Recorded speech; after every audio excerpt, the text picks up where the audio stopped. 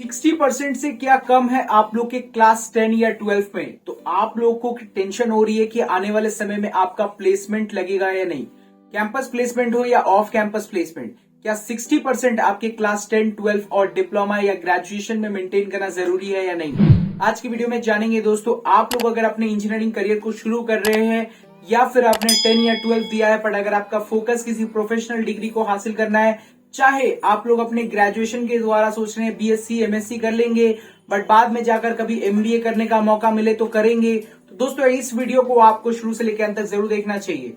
Video को like कीजिए, channel कीजिए सब्सक्राइब। दोस्तों आज की वीडियो में मैं विवेक अग्रवाल जो है दोस्तों आपको हार्श बातें कहूंगा, तो हो सकता है आपको बुरा भी लग सकता है इस पर्टिकुलर वीडियो में। पर दोस्तों बहुत सारे बच्चे अभी क्लास 10 दिए हैं, 12 दिए हैं और वो इस बेफिक्री में है कि उनका जो करियर है वो जाकर कभी फिनिश नहीं होगा। पर दोस्तों एक जगह पर आपकी फिनिश हो सकती है अगर आपके पास 60% से भी कम आ जाता है किसी भी पर्टिकुलर एग्जाम्स में, या 65% मोस्ट प्रॉब्ली कहें तो दोस्तों आप लोग को बहुत बड़ा फेसिंग करना पड़ सकता है। तो चलिए बात करते हैं आज के वीडियो में। सबसे पहले मैं बता दूं दोस्तों, अगर आप लोग अपने क्लास 10 या 12 में 65% से कम लाते हो तो बहुत सारी इंजीनियरिंग कॉलेजेस में आप लोगों को एडमिशन नहीं मिल पाता। ये भी एक बड़ा हार्श ट्रूथ है। इसके अलावा दोस्तों 12 में अगर कम नंबर आता है तो बहुत सारे बच्चे भाग जाते हैं डिप्लोमा करने। तो क्या उनको डिप्लोमा करना चाहिए? तो मेरा सबसे पहला आंसर होगा दोस्तों, उनको डिप्लोमा नहीं करना चाहिए। डिप्लोमा 12 के बाद करना इज अ टाइम वेस्ट। आप वहां पर 3 साल बर्बाद करोगे, उसके बाद फिर आकर थर्ड ईयर से इंजीनियरिंग करोगे, मतलब सेकेंड ईयर से इंजीनियरिंग करोगे। ये कितने उम्र आप अपने आप को वेस्ट कर रहे हो दोस्तों। आप जब पढ़ने आते हो तब ऑटोमेटिकली आप लगते हो कि आप जो है काफी जवान हो और आप बच्चों के साथ पढ़ रहे हो। तो दोस्तों ऑलरेडी आपका जो है इंप्रेशन खराब हो जाता है। तो 12 के बाद अगर आपको प्रोफेशनल डिग्री करनी ही है तो दोस्तों सीधा बीटेक कीजिए, 1 साल वेस्ट कीजिए, बीटेक कीजिए। सेकेंड, आप लोग दोस्तों बहुत सारे बच्चे ये भी कहते हैं कि कॉलेज प्लेसमेंट में 60 से कम में नहीं होता। तो दोस्तों ये हार्श बात है पर सच बात भी है।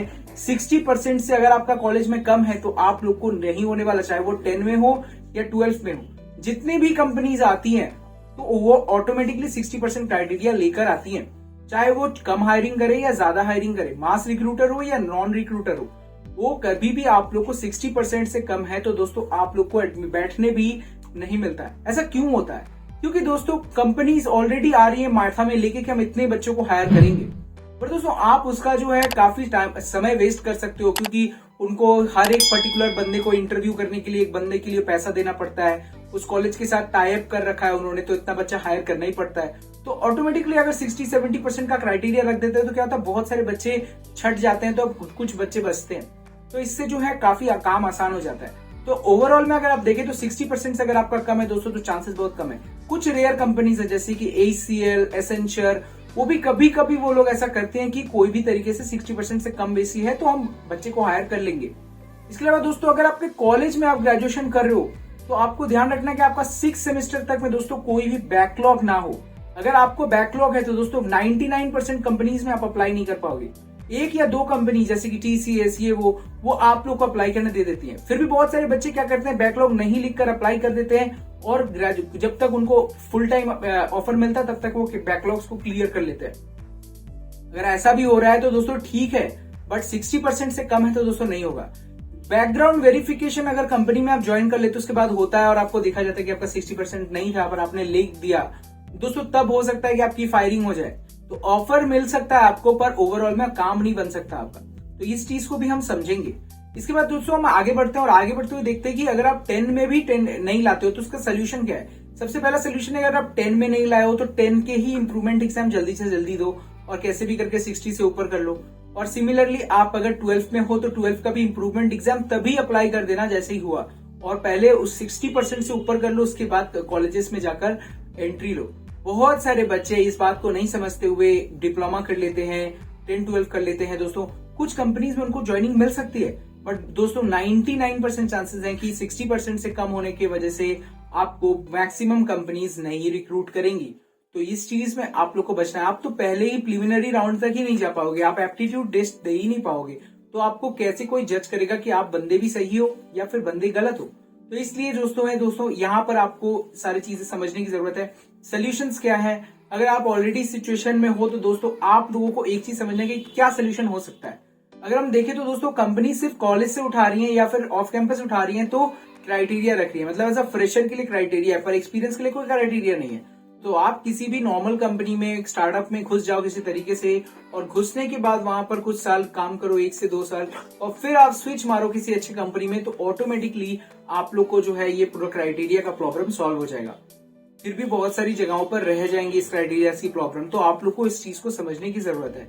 सेकेंड सबसे इंपॉर्टेंट चीज, ऑफ कैंपस एग्जामिनेशन जैसे कि MCAT, TCS, इसके अलावा दोस्तों आप लोग के पास को क्यूब्स है, ई-लिटमस है, इसके अलावा दोस्तों आप लोग के पास नेक्स्ट री लेवल अभी खुला है। वैसे एग्जामिनेशन अगर आप दोगे तो वहां से जॉब लग गई तो भी आप बच जाओगे, और फिर जॉब लगने के बाद फिर 1-2 साल के बाद आप फिर किसी MNC में घुस जाओ।